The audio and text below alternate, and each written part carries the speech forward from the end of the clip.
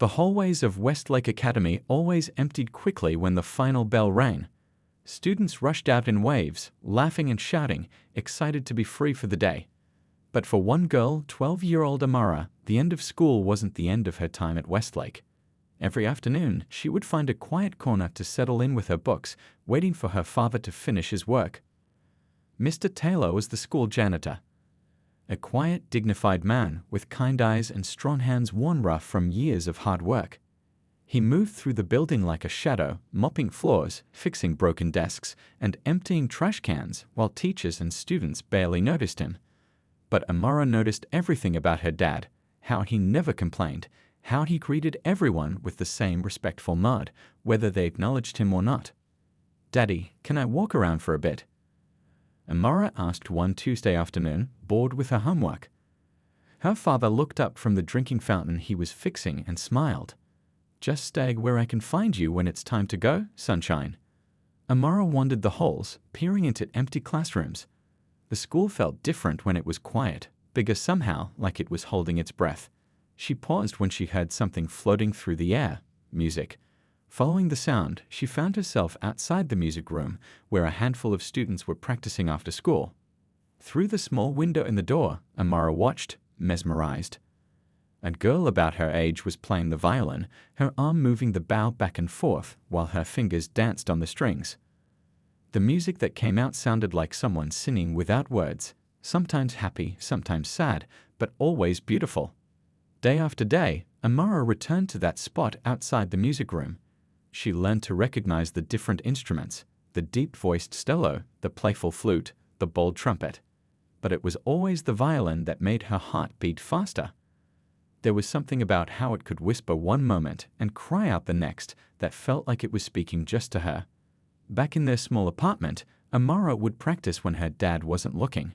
She'd hold a pencil under her chin like a violin and move a ruler back and forth like a bow, trying to remember how the students positioned their hands. She'd hum the melodies she'd heard, closing her eyes and imagining that the sound was coming from her own violin. One night, her father caught her.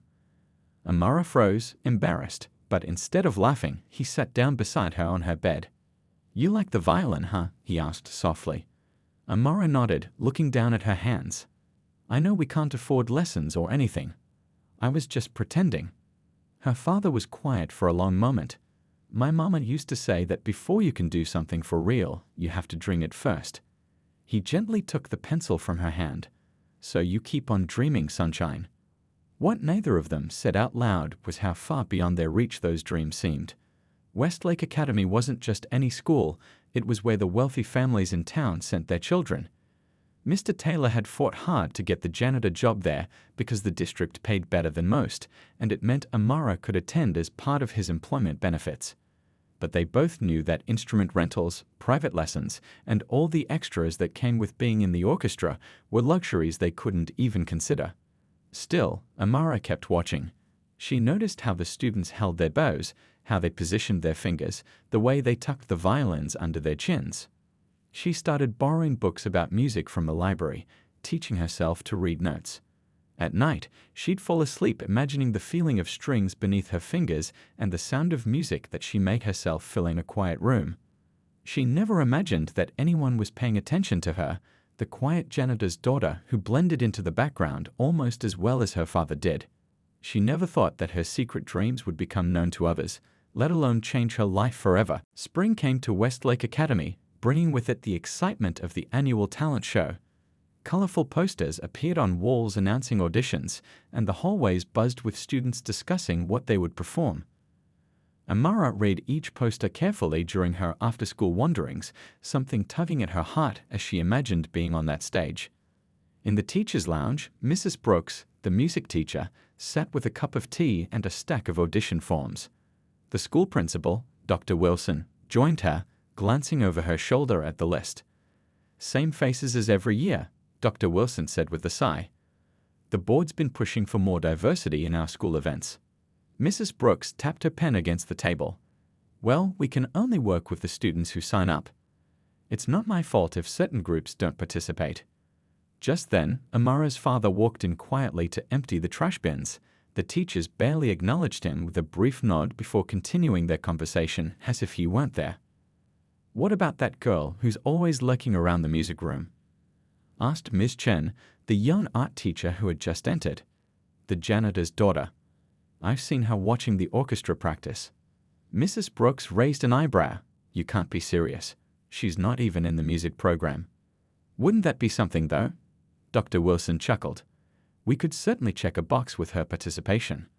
The teachers shared a laugh, not bothering to lower their voices even though Amara's father was still in the room, his back stiffening as he heard them discuss his daughter.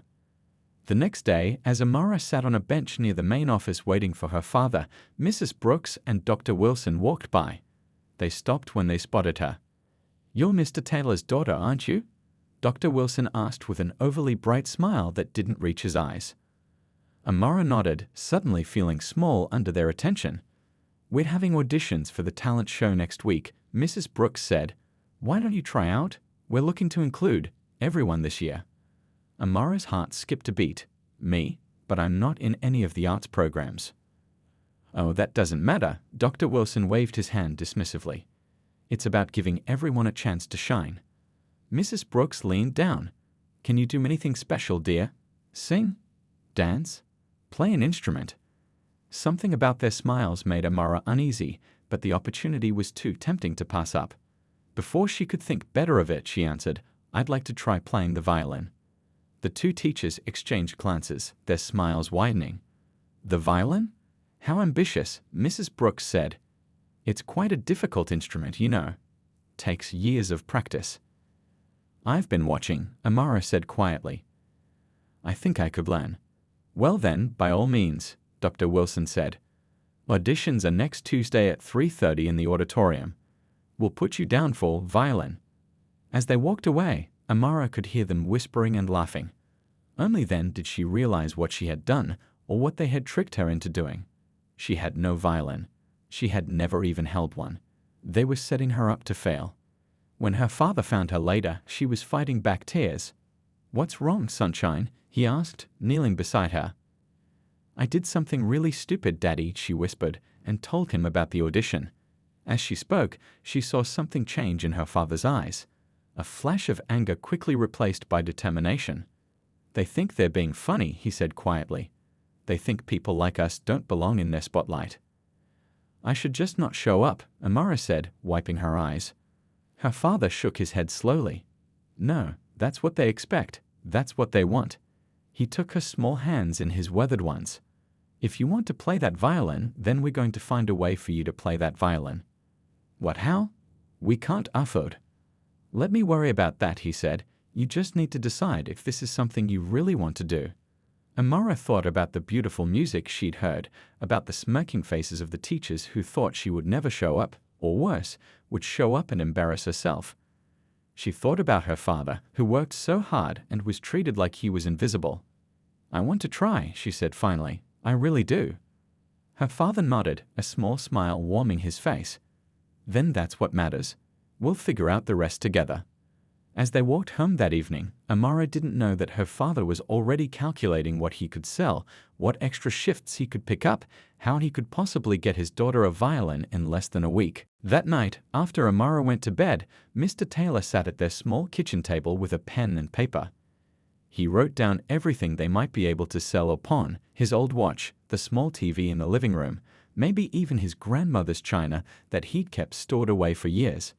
None of it would bring much money, but maybe enough for a cheap used violin. He looked at the bills stacked beside him. Rent was due next week. The electric bill had a red stamp on it. The refrigerator wasn't as full as it should be. How could he justify spending money on a violin when they barely had enough for the basics? But then he remembered the look in his daughter's eyes and the mocking smiles of those teachers who'd thought they knew exactly what Amara was capable of, which was nothing at all in their eyes. The next morning, Mr. Taylor left for work earlier than usual. "I've got some errands to run," he told Amara, kissing the top of her head. "Be good at school today." Instead of heading straight to Westlake, he visited 3 pawn shops before finding one that had any violins at all. The shop owner, an older man with thick glasses, showed him a battered student model in a scratched case. "It's not much to look at," the shop owner said, but the sound is still good. Previous owner was a kid who gave up after a few months. Mr. Taylor held the violin carefully. It was much lighter than he expected. How much? When the shop owner named his price, Mr. Taylor's heart sank. It was more than he had in his wallet, more than he could scrape together even if he sold everything on his list. "I can put it aside for a few days if you want to think about it," the shop owner offered. "My daughter's got an audition on Tuesday," Mr. Taylor explained. "She's never even held a violin before, but some folks at the school where I work." He stopped himself, not wanting to say too much. "She really wants to try." The shop owner studied him for a moment, noting his worn but clean uniform. "You got anything to trade?" Mr. Taylor hesitated, then reached into his pocket and pulled out his most valuable possession, his father's pocket watch. It was old, with a cracked face and a dent in the back, but it was made of real gold, and it was the only thing he had from his dad. "This was my father's," he said quietly. "He got it from his father." The shop owner examined the watch, opening it to check the mechanism. "This is worth more than the violin," he said finally. "I know," Mr. Taylor replied. An hour later, Mr. Taylor walked out with the violin case in one hand and $20 in his pocket, the difference between the watch's value and the violin's price. His pocket felt strangely empty without the weight of his father's watch, but his heart felt lighter. That evening, when he presented the violin to Amara, her eyes grew wide with disbelief. "Is that for me?" she whispered, afraid to touch it. "It's not new," he said, "but it's yours." Amara opened the case with trembling fingers. The violin inside was scratched and worn, but to her, it was the most beautiful thing she ever seen. She lifted it carefully, remembering how the students at school held theirs. "I don't know how to teach you," her father admitted, "but maybe we can figure it out together." Amara nodded, too overcome with emotion to speak. She positioned the violin under her chin like she'd seen the other students do, and her father helped her hold the bow. That night, they watched tutorial videos on the small library computer before the library closed. The librarian, noticing their interest, printed out some basic violin fingering charts for them. For the next 5 days, Amara practiced every moment she could. She woke up early to practice before school. She practiced during lunch break in an empty classroom. She practiced after dinner until her fingers were sore and red.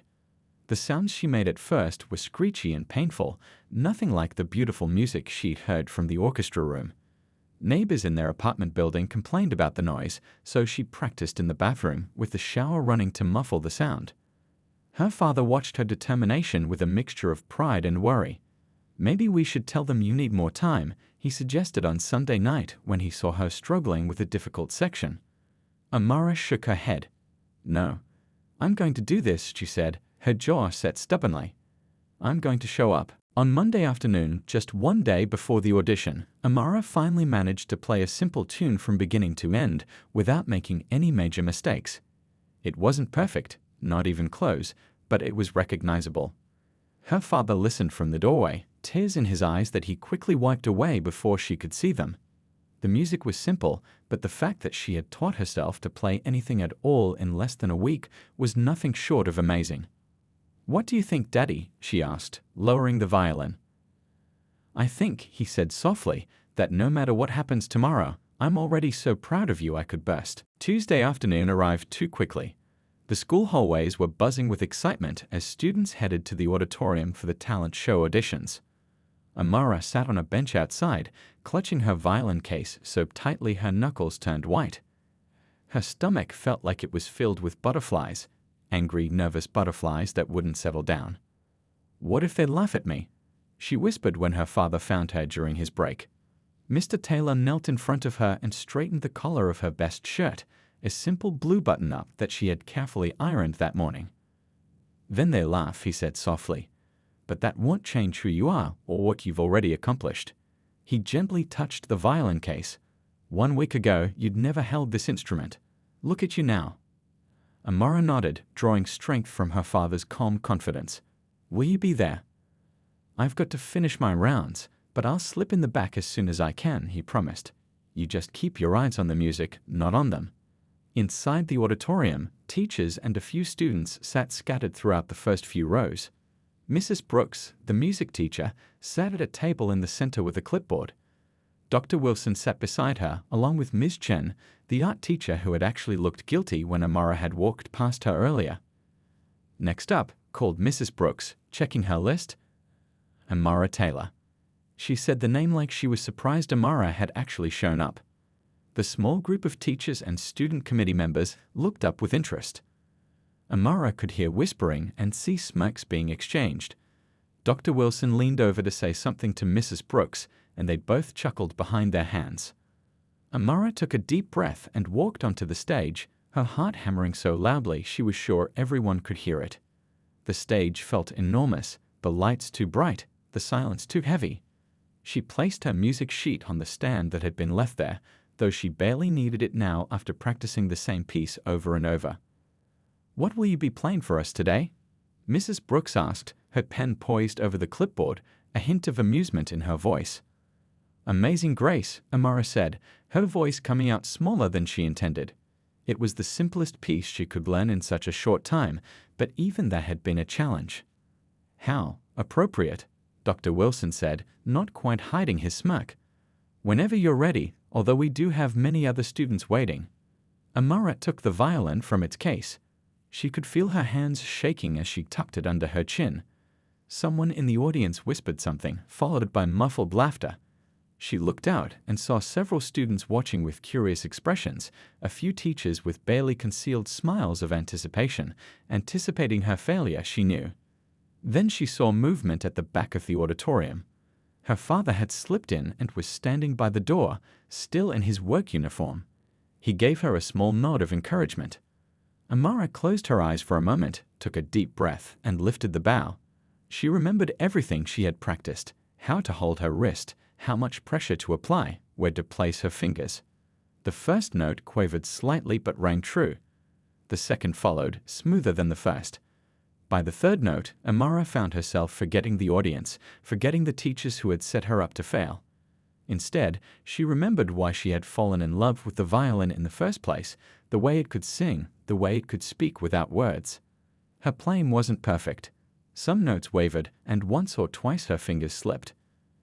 But what came through more than the technical imperfections was the emotion she poured into every note. The simple melody of Amazing Grace filled the auditorium, played by a girl who understood more about Grace than most people in the room. When Amara opened her eyes midway through the piece, she saw that the smirks had disappeared from the teachers' faces. Mrs. Brooks' mouth had fallen slightly open. Dr. Wilson sat up straighter, his brow furrowed in confusion. In the back, her father stood with his hands clasped tightly together, tears shining in his eyes. The next morning, Amara arrived at school to find things strangely different. Students who had never looked at her twice were glancing her way. A boy from the orchestra nodded at her in the hallway. Something had changed, but she wasn't sure what. "Did you hear anything about the talent show?" she asked her father at lunch when she met him in his small cleaning closet where they often shared their midday meal. Mr. Taylor shook his head. "Not yet, sunshine. But you know how people talk around here, like we're not even in the room." He unwrapped his sandwich. "Don't get your hopes up too high, okay? You did amazing yesterday, but—" "I know, Daddy," Amara said quickly. "I'm not expecting anything. It was just nice to play, even once." But despite her words, a small flame of hope had been lit inside her. She had seen the teachers' faces change when she played. Maybe, just maybe, they had actually listened. After school, Amara was sitting on her usual bench when Mrs. Brooks walked by, then stopped and turned back. "Amara," she said, her voice oddly formal, "the talent show committee has finished our selections." Amara's heart sank. Here it came, the polite rejection. She steeled herself not to cry. "We would like to include your performance in the show," Mrs. Brooks continued, not quite meeting Amara's eyes. "Your natural aptitude was quite unexpected." Amara stared at her. "Really? I'm in the show?" Mrs. Brooks nodded stiffly. "We feel it would be a valuable addition to our program. The show is in 3 weeks. You'll need to practice, of course. Your technique is—" She paused, searching for a word. "Unrefined. But there is something there worth developing." Before Amara could respond, a younger teacher, Ms. Rivera from the Spanish department, approached them. She had been one of the few adults who always greeted Mr. Taylor with genuine warmth. Mrs. Brooks, if I may, she interjected, I play violin in a community orchestra on weekends. I'd be happy to offer Amara some basic lessons before the show. Mrs. Brooks looked relieved. Excellent idea. We can use the music room on Tuesdays and Thursdays after school. She handed Amara a folder. Here's the information about the show. Don't be late to rehearsals. With that, she walked away quickly. Ms. Rivera sat down beside Amara. I watched your audition yesterday, she said gently. What you did was remarkable, especially learning on your own in such a short time. Would you like some help? Tears sprang to Amara's eyes, and she nodded, unable to speak. Over the next few days, Amara noticed a shift in how people at school treated her and her father. Teachers who had previously looked through Mr. Taylor now nodded to him in the hallways. Students whispered when Amara passed, but it wasn't the mocking kind of whisper she was used to. It was something else, something closer to curiosity, maybe even respect. Dr. Wilson was the most awkward of all. He went out of his way to loudly greet Mr. Taylor whenever they crossed paths, as if trying to prove something to anyone watching. They're embarrassed, Mr. Taylor explained to Amara one evening as they walked home. They thought they were setting you up to fail, and now they don't know what to do with the fact that you didn't. I almost did fail, Amara admitted. I made so many mistakes. Her father shook his head. Music isn't just about playing all the right notes, it's about making people feel something. And you did that. Twice a week, Amara stayed after school for lessons with Ms. Rivera, who was patient and kind. She taught Amara proper finger positions, how to tune the violin, how to read music more effectively. The difference in her playing after just a few lessons was remarkable. You have a gift, Ms. Rivera told her after their fourth lesson. With proper training, you could go far. Amara looked down at her worn-out shoes. We can't afford lessons, she said quietly. Not real ones, not for very long. Ms. Rivera was quiet for a moment. Let me think about that, she said finally. For now, let's focus on making your talent show performance the best it can be. One afternoon, Amara was practicing in the music room when she overheard voices in the hallway. Curious, she crept to the door and peeked out. Mrs. Brooks and Dr. Wilson were speaking with an older woman Amara had never seen before. I'm just saying it would look good for the school, Dr. Wilson was saying. A scholarship program for underprivileged students with musical talent. The board would love it. And this has nothing to do with the janitor's daughter. The older woman asked skeptically. Well, she would be the first recipient, of course, Mrs. Brooks said quickly. Her natural ability is quite remarkable. It would be a shame not to nurture it. And it has nothing to do with the fact that you two initially invited her to audition as some sort of joke. The woman pressed. Both teachers looked stunned. How did you? Dr. Wilson began. Ms. Rivera told me everything, the woman said flatly. I'm disappointed in both of you. However, I do agree that a scholarship program is an excellent idea, not for your public relations, but because talent deserves support, regardless of background. Amara backed away from the door, her heart pounding. Were they talking about her? A scholarship, real lessons. That evening, she told her father what she had overheard. Don't count on it, sunshine, he cautioned. People say a lot of things they don't mean, especially when they're feeling guilty. But the next day, Amara was called to the principal's office. She went nervously, clutching her backpack straps. Inside, she found Dr. Wilson, Mrs. Brooks, and the older woman she had seen in the hallway. Amara, this is Mrs. Thompson, the head of our school board. Dr. Wilson introduced her. She wanted to meet you. Mrs. Thompson smiled warmly. Hello, Amara. I hear you've become quite the violinist in a very short time. Amara shifted uncomfortably. I'm still learning. Ms. Rivera has been helping me. Yes, she speaks very highly of you, Mrs. Thompson said. We've been discussing the possibility of a new music scholarship program at Westlake. Would you be interested in being our first student? The night of the talent show arrived faster than anyone expected. The school auditorium had been transformed with colorful lights and decorations. Backstage, students in fancy clothes hurried around, practicing their routines one last time and peeking through the curtains at the growing audience. Amara stood in a corner, wearing a simple black dress that Ms. Rivera had helped her find at a thrift store. They had spent the afternoon fixing it up, shortening the hem, adding a ribbon at the waist. It wasn't fancy like the other girls' dresses, but it was clean and neat and made Amara feel like she belonged on that stage. Nervous? Ms. Rivera asked, helping Amara tune her violin one last time. Amara nodded, her throat too tight to speak. Through a gap in the curtains, she could see the auditorium filling up with parents and teachers. She spotted Mrs. Thompson, the school board head, sitting in the front row next to Dr. Wilson. Even Mrs. Brooks seemed tense, constantly checking her program and whispering to the student helpers. "Is my dad here yet?" Amara asked, standing on tiptoe to see better. Ms. Rivera scanned the crowd. "I don't see him, but I'm sure he'll be here soon." What Amara didn't know was that her father was running late because his supervisor had made him stay to clean up a spill in the cafeteria. The same supervisor who had mysteriously been much nicer to Mr. Taylor ever since the news about his daughter's talent had spread through the school. "Please, I need to get to the auditorium," Mr. Taylor had pleaded. "My daughter's performing tonight." "Floor first, then you can go," the supervisor had replied, less harsh than usual but still unwilling to bend the rules. Now Mr. Taylor was sprinting across the parking lot, still in his work uniform. He hadn't had time to go home and change into the clean shirt he'd laid out that morning. As he rushed through the doors, he could hear the principal making opening remarks on stage. Back behind the curtain, Amara was growing more worried. The talent show had started, and there was still no sign of her father.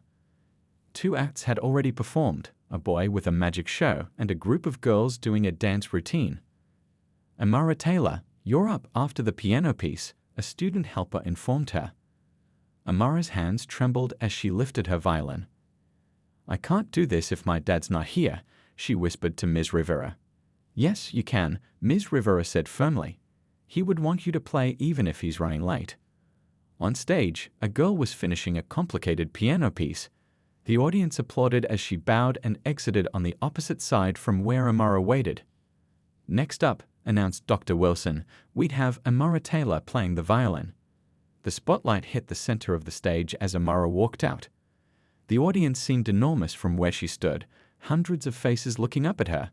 She scanned the crowd desperately, but couldn't see her father anywhere. For a moment, she considered turning and running off stage, but then she remembered what her father had said. Music isn't just about playing all the right notes. It's about making people feel something. Amara raised her violin to her chin, took a deep breath, and began to play. She had chosen a more difficult piece this time, with Ms. Rivera's help, a simplified version of Massenet's Meditation from the opera Thais. The haunting melody filled the auditorium, and Amara let herself get lost in the music, pouring all her feelings into each note. As she played, a door at the back of the auditorium opened quietly. Mr. Taylor slipped in, still in his janitor's uniform. A few people turned to look, but most were too captivated by the music to notice. He stood against the wall, watching his daughter shine in the spotlight. On stage, Amara opened her eyes mid-performance and finally spotted her father at the back. A small smile touched her lips as she continued playing, her confidence growing with each note. This moment, standing on stage playing her violin while her father watched, was worth every struggle, every tear, every moment of doubt. When the final note faded away, there was a moment of complete silence. Then the applause began, hesitant at first, then growing stronger. Someone in the back stood up, then another person. Soon, the entire audience was on their feet, clapping and cheering. Amara's eyes filled with tears as she took her bow. She looked toward the back where her father stood, tears streaming down his face as he clapped harder than anyone else in the room. As she left the stage, still in a daze from the standing ovation, she was greeted by Ms. Rivera, who hugged her tightly. "That was beautiful," Ms. Rivera whispered. "You've come so far in such a short time." When Amara finally made her way through the crowd to her father, he wrapped her in his arms, lifting her off her feet in a bear hug. "I'm so proud of you, Sunshine," he said, his voice thick with emotion. So proud. Over her father's shoulder, Amara could see Mrs. Brooks and Dr. Wilson watching them. For once, there was no mockery in their faces, only something that looked a lot like regret mixed with genuine admiration. 3 months after the talent show, Westlake Academy looked the same from the outside. The same brick building, the same green lawn, the same flag waving in the breeze.